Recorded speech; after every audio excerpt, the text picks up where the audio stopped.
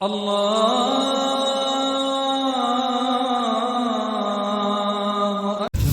بالله من الشيطان الرجيم بسم الله الرحمن الرحيم وإن كان أصحاب الأيكة لظالمين اور یقیناً ایکا والے ظالم تھے، ظلم کرنے والے تھے۔ ایکا اصحاب الایکا سے مراد قوم شعیب علیہ السلام ہے۔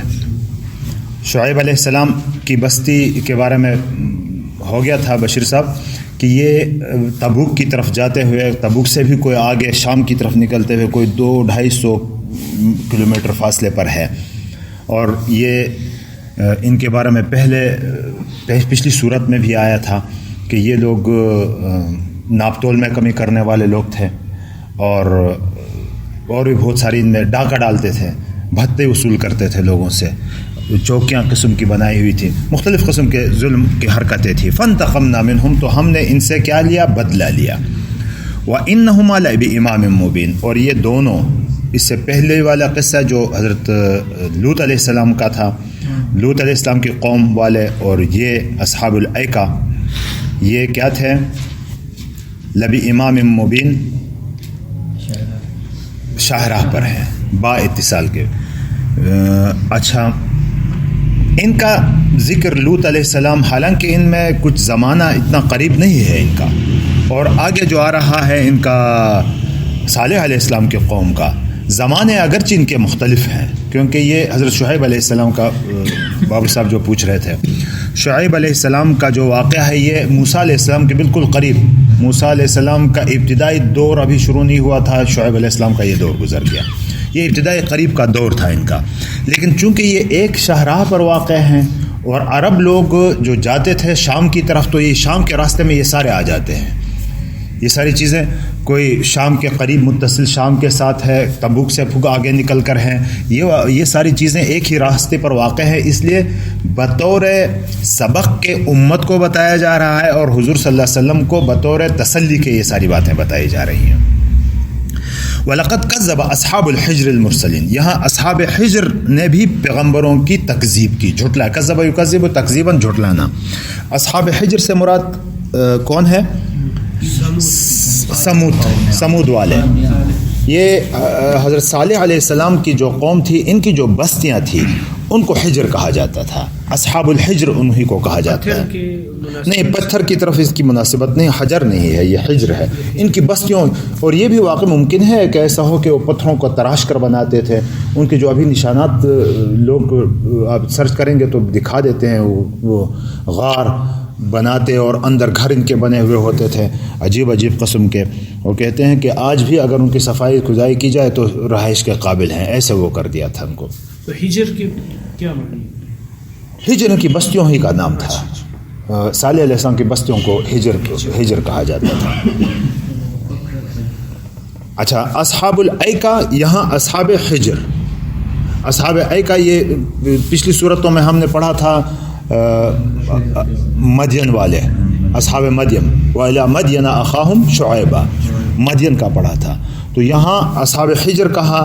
اور یہ حجر کے بارے میں بھی پہلے سبق میں ہم نے پڑھا ہے کہ یہ حضرت نوح علیہ السلام کی اولاد میں ارم آتا ہے، اور ارم کی نسل میں پھر عاد آتا ہے، سمود بھی ایک بزرگ آتے ہیں ان کے، پھر انہی کی نسل سے چل کے جو قوم سمود ہے، سمود بھی انہی سے منسوب ہے، اور عاد بھی اسی کی طرف منسوب ہے، اور ان کو ارم بھی کہا جاتا ہے۔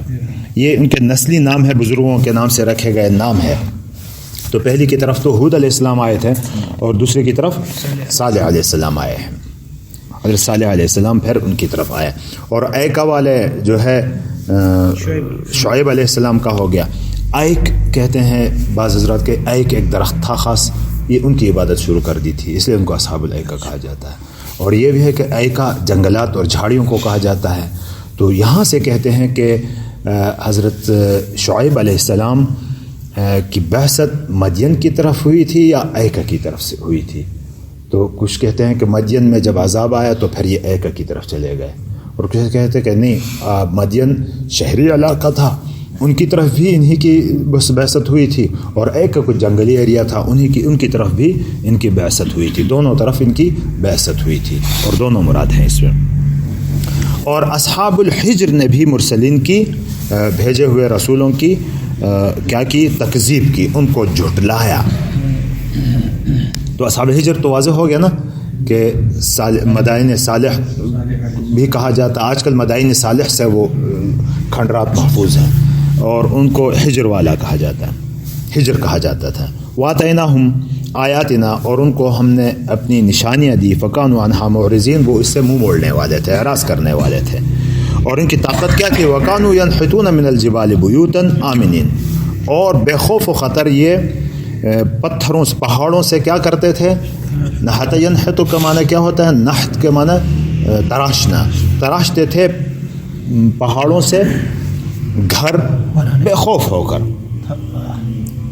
اور ان کے اثرات اب بھی ملتے ہیں۔ فَأَخَذَتْهُمُ الصَّيْحَةُ مُصْبِحِينَ، اور صبح کے وقت ان کو چنگھاڑ نے آ پکڑا۔ تو ان کو بھی عذاب، کچھ چنگھاڑ بھی آ گئی تھی، زلزلے بھی آ گئے تھے، آسمان کی طرف سے مصیبتیں ان کے اوپر آ گئی تھی صبح کے وقت۔ فَمَا أَغْنَىٰ عَنْهُمْ مَا كَانُوا يَكْسِبُونَ، فَمَا أَغْنَىٰ عَنْهُمْ، ان کے کام نہیں آیا۔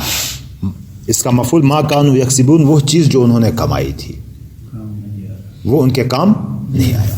تو یہاں یہ بتایا جا رہا ہے کہ دنیا کی دولتیں جب اللہ کی گرفت آ جاتی ہے تو کسی کے کام نہیں آتی۔ تو یہ قوم ایسی مضبوط تھی کہ ان جسمانی طور پر بھی مضبوط تھی، اور کام کاریگری میں بھی اتنی بڑی تھی کہ پہاڑوں کو تراش کر اندر گھر بناتے تھے۔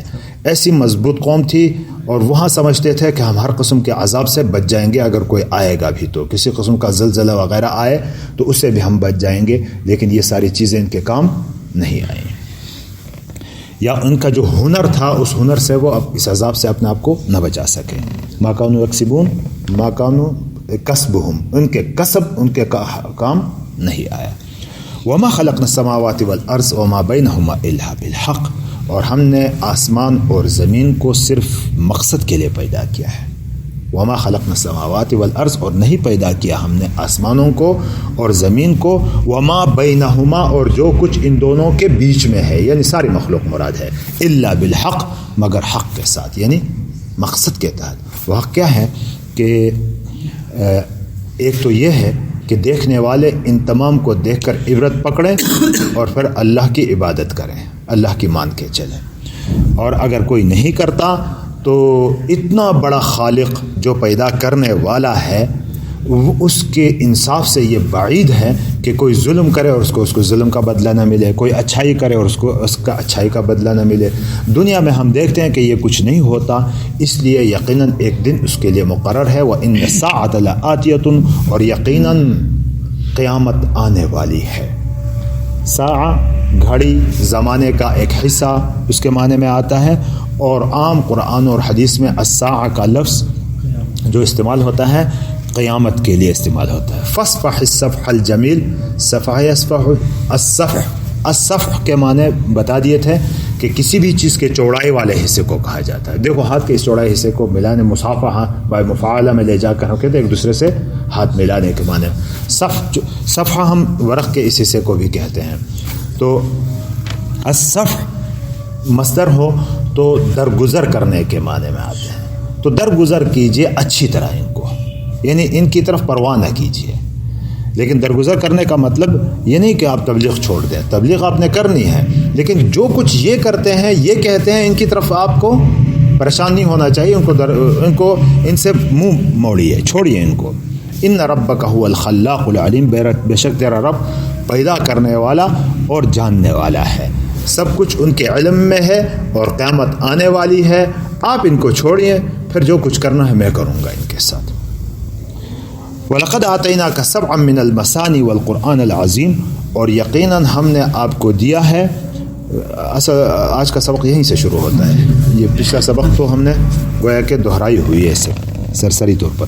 وَلَقَدْ آتَيْنَاكَ، اور یقیناً ہم نے آپ کو دی، عطایتی دینا، عطایو دی، سبعاً سات چیزیں دی۔ یہ بیان ہے آگے، من المثانی، ثنا یسنی یا اسنا یسنی مسنن، اس کا اس میں مفعول آئے گا کہ معنی دہرانا، दोहरा करना, डबल करना, बार बार करना, इस माने में आता है। सबअ मिनल मसानी, दोहराए जाने वाले 7। अब इससे क्या मुराद है?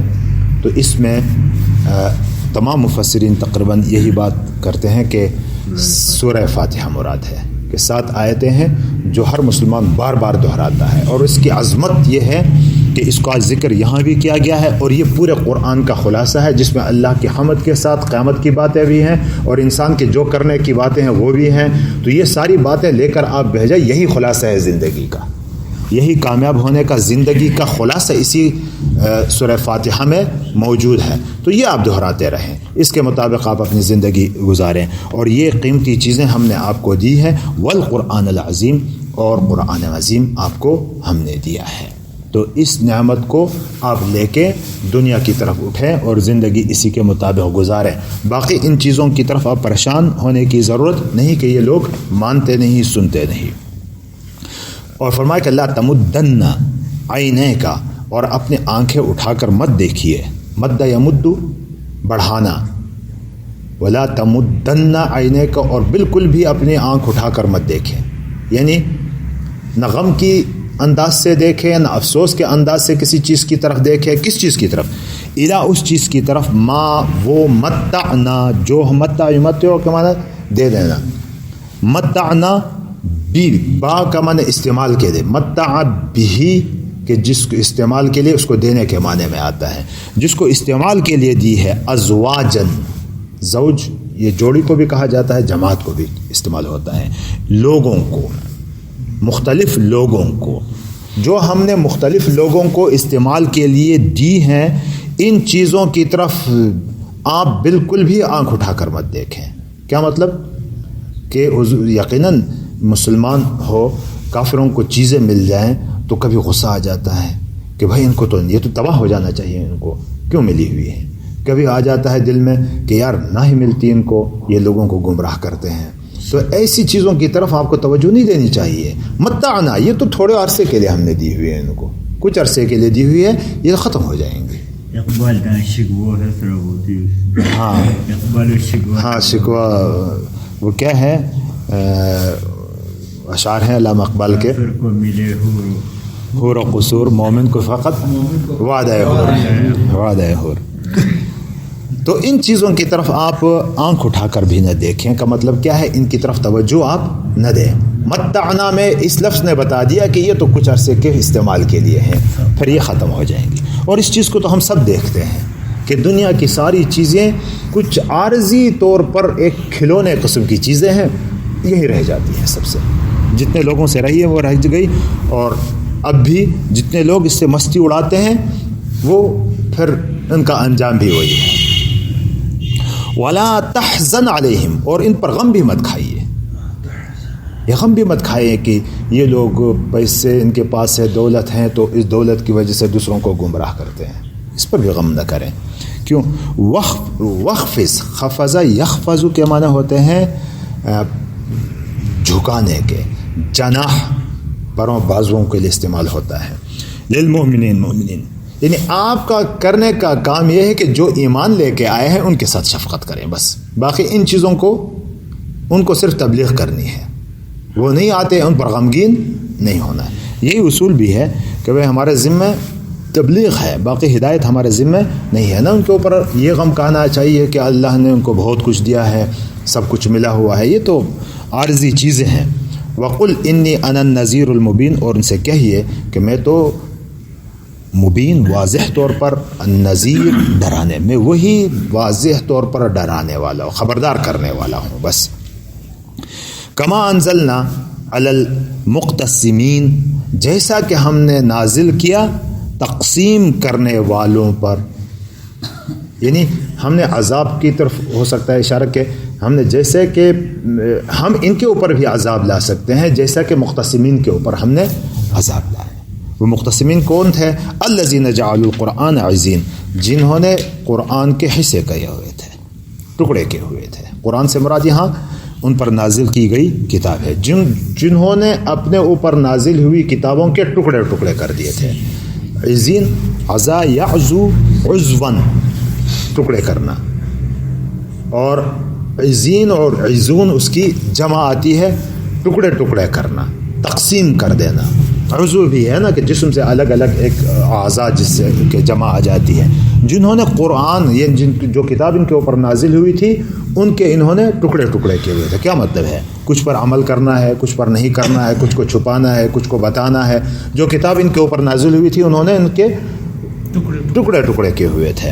تو ان مختصمین کے اوپر جیسے ہم نے نازل کیا ہے ان کے اوپر بھی ہم نازل کر سکتے ہیں. جیسے ان کے اوپر یہود و نصارہ مراد ہے، ان کے اوپر مختلف قسم کے عذاب آئے اور آخرت میں بھی عذاب ہیں تو ان کے اوپر بھی آ سکتا ہے. اسی طرح ان کے اوپر بھی نازل ہوگا. عذاب تو آئے گا، چاہے دنیا میں ہو یا آخرت میں ہو، عذاب تو ضرور آئے گا.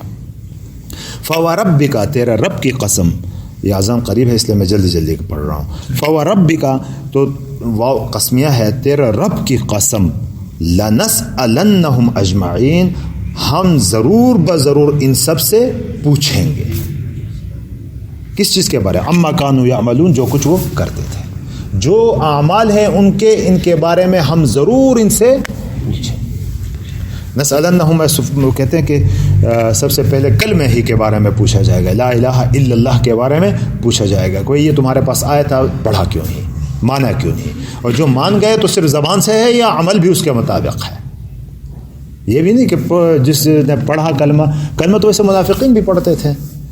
کلمہ لفظی طور پر تو کفار بھی پڑھتے تھے بعض، لیکن ان کا یقین اس کے اوپر نہیں تھا، عمل اس کے مطابق نہیں تھا. تو لا الہ الا اللہ محمد الرسول اللہ آج کل ہم نے پڑھا الذین جعلوا القرآن عظیم، آیات و روشنیاں اس کو مسلمانان دی میراث مسئلہ کمزور ہوا. دیکھیں ہمارے مسلمانوں میں ایسی بہت ساری کوتاہیاں آ گئی ہیں. بعض کوتاہیاں عملی ہیں، بعض اعتقادی ہیں. اعتقادی طور پر اگر آ گئی تو وہ تو اسلام کے دائرے سے ہی نکل گیا. عملی طور پر اگر آ گئی ہیں، اعتقاداً نہیں آئی ہیں تو یہ گناہ گار ہیں بڑے. مثلاً جیسے آپ نے مثال دی اس کی میراث کے مسئلے میں، تو میراث عورتوں کو نہیں دیا جاتا. یقین تو ہے، ایمان تو ہے کہ اللہ کا حکم ہے دینا چاہیے، لیکن نہیں دیتے تو جیسے تو عملاً نہیں کیا، تو یہ بہت بڑا گناہ ہے، گناہ کبیرہ ہے. اور اگر کہتے ہیں کہ عورتوں کا حق بھی نہیں ہے، اگر انکار ہی کرتے ہیں تو یہ تو قرآن کی آیتوں کا انکار ہے، وہ کفر میں پھر داخل ہو جاتا ہے. تو مسلمانوں میں بہت ساری چیزیں عملی طور پر اور بعض تو اللہ معاف فرمائے اعتقادی طور پر بھی نکل گئی، تو پھر تو اس کو تو مسلمان ہی نہیں کہا جا سکتا کہ اعتقادی طور پر بھی اگر یہ چیزیں زندگی سے گزر گئی. اچھا جی، فصدع. اچھا، صدع یصدع کے معنی پھاڑنے کے آتے ہیں. با اس کا صلہ آ جائے تو کھولنے کے معنی آ جاتا ہے. فصدع بما تؤمر، کھول کر بیان کیجئے جو تمہارے اوپر تمہیں حکم دیا گیا ہے. جو یعنی کہ پرواہ نہ کرنے، ان کو چھوڑنے، ان کی طرف نہ دیکھنے کا مقصد یہ نہیں کہ آپ تبلیغ بھی چھوڑ دیں. جو کچھ آیا ہے حکم آپ کے پاس اس کو تو کھول کھول کر بیان کریں گے ان کے اوپر. اور یہاں سے کہتے ہیں حضرات مفسرین کہ اس آیت کے بعد ہی مسلمانوں کو کھل کر تبلیغ کرنے کی اجازت مل گئی. اس سے پہلے انفرادی طور پر تبلیغ تھی. وَعَارِضَ عَنِ الْمُشْرِكِينَ، اور مشرکین سے اعراض کیجیے، ان کی باتوں میں پریشان مت ہو جائیے. اِنَّا كَفَيْنَاكَ الْمُسْتَهْزِئِينَ، ہم آپ کے لیے کافی ہیں المستہزئین، استہزاء کرنے والوں کے مقابلے میں.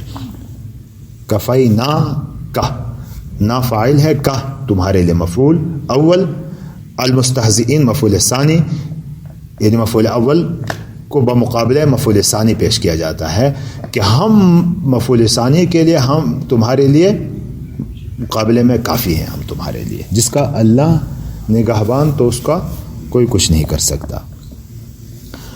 یہ کون ہے، کس قسم کے لوگ ہیں مستہزئین؟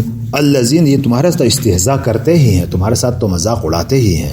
الذین یجعلون مع اللہ الہا آخر، یہ وہ لوگ ہیں جنہوں نے اللہ کے ساتھ دوسرے معبود کو بنایا ہوا ہے، دوسرے معبود کو الہ بنایا ہوا ہے. فسوف یعلمون، ان قریب یہ جان جائیں گے. وَلَقَدْ نَعْلَمُ، اور ہم یہ بھی جانتے ہیں کہ أَنَّكَ يَضِيقُ صَدْرَكَ بِمَا يَقُولُونَ، جو یہ کہتے ہیں اس سے تمہارا دل تنگ ہو جاتا ہے. یہ فطری باتیں ہیں کہ بھئی آپ اچھی باتیں کرتے ہیں، حقیقت کی باتیں کرتے ہیں، ادھر سے لوگ مذاق اڑا رہے ہوتے ہیں تو دل تو تنگ ہو جاتا ہے نا، یہ طبعی امر ہے. فسبح، تو اس کا علاج کیا ہے؟ فسبح بحمد ربک، اپنے رب کی حمد کے ساتھ تسبیح بیان کیجئے، وکم من الساجدین، اور سجدہ کرنے والوں میں سے ہو جائیے۔ تبلیغیوں کے لیے یہ اصل ہدایت ہے کہ بھائی اگر آپ تبلیغ کرتے کرتے کوئی بھی نہیں مانتا تو اس سے پریشان ہونے کی کوئی بات نہیں ہے، اس میں خوب دل لگا کر اللہ کا تسبیح و تحمید بیان کرے، اللہ اس سے تسلی دے دیں گے آپ کو، اور کام میں برکت بھی آ جائے گی۔ وَاعْبُدْ رَبَّكَ، اور اپنے رب کی وَاعْبُدْ رَبَّكَ، اور اپنے رب کی عبادت کیجیے، حَتَّى يَأْتِيَكَ الْيَقِينُ، یہاں تک کہ آ جائے تمہارے پاس الیقین، وہ چیز جس کا آنا یقینی ہے، یعنی موت آنے تک اللہ کی عبادت کرتے رہے۔